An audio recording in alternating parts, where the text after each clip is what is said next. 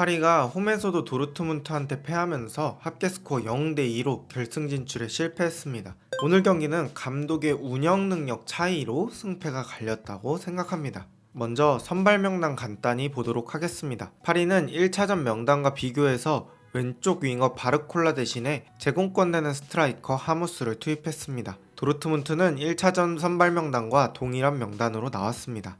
파리는 빌드업할 때 크게 두 가지 구조로 빌드업을 합니다. 먼저 후방에 백3를 구성하면서 우풀백 하키미를 윙어처럼 사용했습니다. 덴벨레와 하키미의 위치는 종종 바뀌기도 했죠.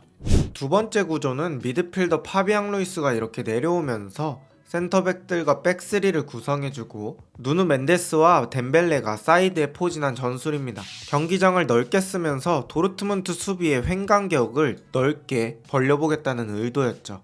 반면에 도르트문트는 파리 맞춤 전술을 생각해서 나왔습니다. 왼쪽 윙어 아데에미의 공격 가담 빈도를 줄이면서 하키미의 오버래핑이나 오른쪽 공격을 대비했습니다. 반면에 산초나 리에르소는 넓게 벌리면서 오른쪽에 무게중심을 두고 가끔씩 공격했습니다. 실제 장면입니다. 이번 장면은 우풀백 리에르손이 끝까지 벌려 있었고 여기로 센터백 슐로터백이 장거리 좋은 패스를 넣어줍니다.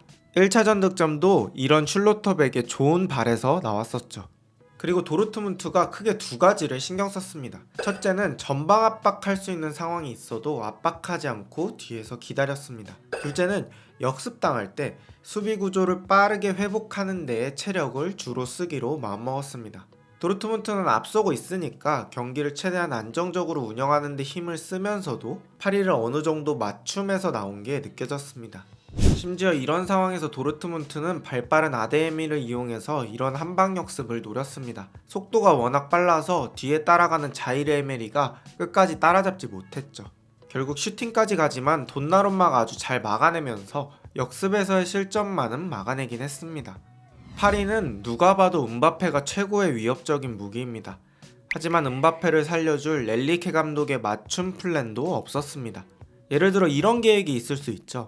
음바페의 단독 돌파 찬스를 만들어주기 위해서 의도적으로 오른쪽에서 공을 많이 돌려서 상대 선수와 우리 선수들의 수적 과부하를 일으켜주고 반대편으로 전환해서 음바페의 단독 찬스를 만들어주는 것이 있겠죠. 하지만 이런 세부 전술은 거의 없다시피 했고 이렇게 무기력하게 전반이 0대0으로 마무리됩니다. 후반 시작하자마자 파리는 좋은 기회를 맞지만 에메리가 이 기회를 날려버립니다. 크로스 상황에서 에메리에게 흐른 볼인데 이 상황에서 키퍼가 비어있는데도 골대를 맞추면서 경기를 앞서 나가지 못합니다.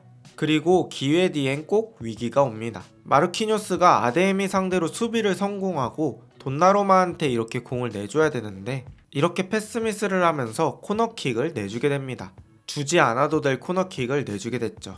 그리고 도르트문트의 코너킥이 올라오는데 훈멜스와 슐로터백을 아무도 마크하지 않았습니다. 다른 선수는 몰라도 돌문에서 가장 제공권이 좋은 센터백 2명은 꼭 신경 써야 하지 않나라는 생각이 드는 장면이었죠.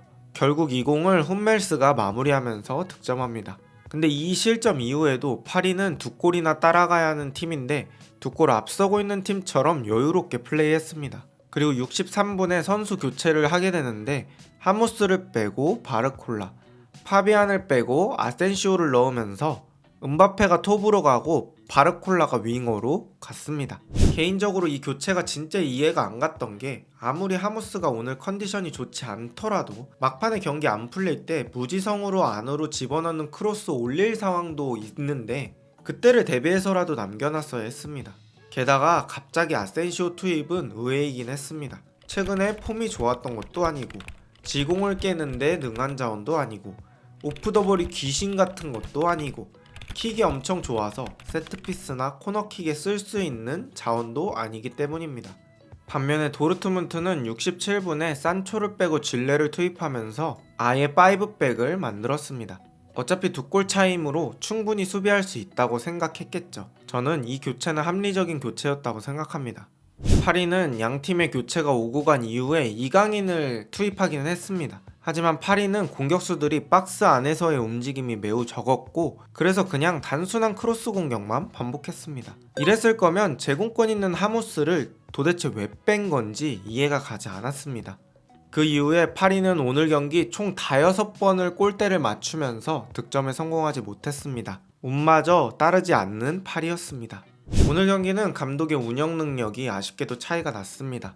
전반전부터 피치를 올려서 공격하지 않은 것, 코너킥 시 가장 위험한 상대 센터백을 제대로 맨투맨하지 않은 것, 크로스 공격할 건데 제공권 있는 하무스를 뺀 것, 지공 시 창의적인 패스 혹은 세트피스에서 날카로운 킥이 가능한 이강인을 너무 교체 후순위로 생각한 것까지, 여러모로 파리가 지금보단 더 좋은 결과를 가져올 수 있었는데 아쉽습니다.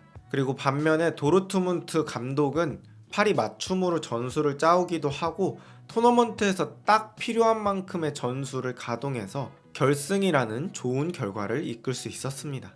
과연 도르트문트는 우승에 성공할 수 있을까요? 오늘 영상은 여기까지입니다. 좋은 하루 되세요.